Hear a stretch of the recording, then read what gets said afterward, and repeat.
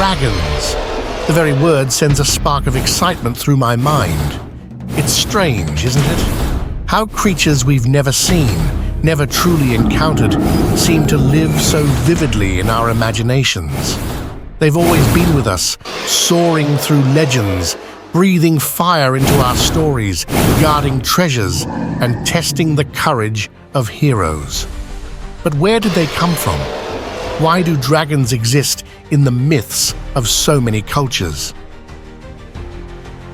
I've always wondered how dragons, these impossible creatures, took root in the human story. They're everywhere, from the ancient Chinese dynasties to Viking legends to tales told in the deserts of the Middle East. And yet, every culture paints them so differently. But that's the thing. It's like every civilization was trying to make sense of something primal, something vast. Dragons are more than just mythological creatures. They're the embodiment of nature's raw power. Let's start with China, where dragons were different, not the terrifying beasts you'd expect. In fact, in ancient Chinese culture, dragons were seen as wise and noble creatures, symbols of power, strength, and good fortune. They weren't just fire-breathing monsters. They were celestial beings, controlling the rain and rivers, believed to bring prosperity. Chinese emperors were often said to be the descendants of dragons.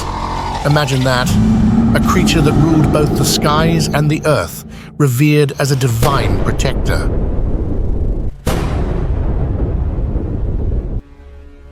But as you head west, dragons take on a darker, more dangerous form.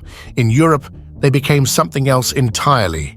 Here, dragons were beasts of destruction, massive, fire-breathing creatures that terrorized villages and hoarded treasure. Think of the stories of St. George or Beowulf, heroes battling these dragons, proving their valor, standing against chaos and destruction. It's strange to think that in one part of the world, dragons were protectors, while in another, they were the ultimate enemy. I guess it's not hard to see how people would come up with such creatures. The idea of dragons might have been born out of fear, fear of the unknown, fear of the untamable. Imagine standing in a vast forest, hearing the roar of thunder or the eruption of a volcano. How easy it must have been to imagine some enormous, terrible creature causing such devastation. Or maybe it was something else, something older, something hidden in the bones of the earth. Some say dragons were inspired by dinosaur fossils, giant bones uncovered by ancient people who couldn't explain them. To them, these bones might have been proof of massive, serpent-like creatures that once roamed the earth.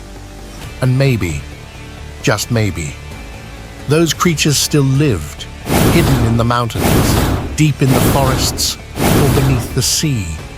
In fact, the word dragon comes from the Greek drakon, meaning serpent or giant sea creature. But here's the part I find most fascinating. Dragons don't just appear in one place or one time. They're universal.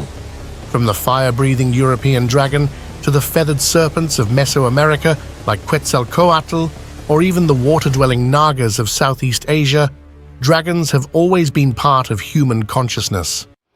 They're the ultimate symbol of mystery, power, and danger.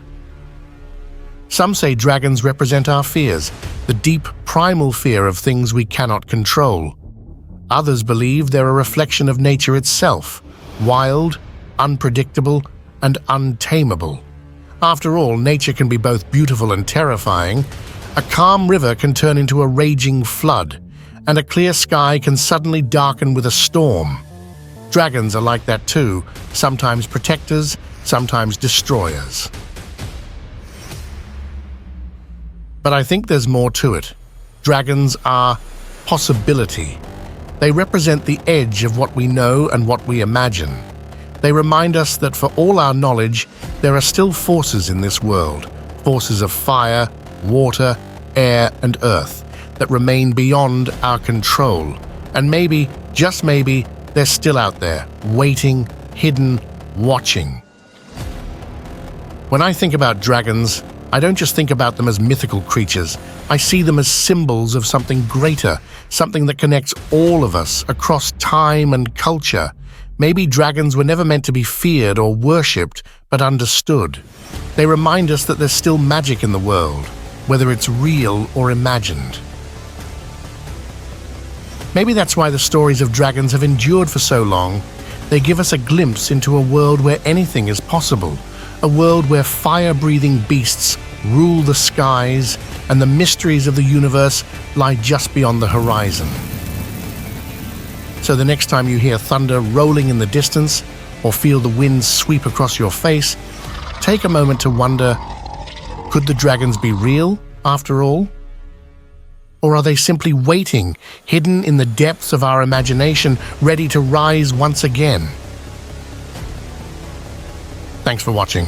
Don't forget to like, subscribe, and join us for more tales of myth and legend.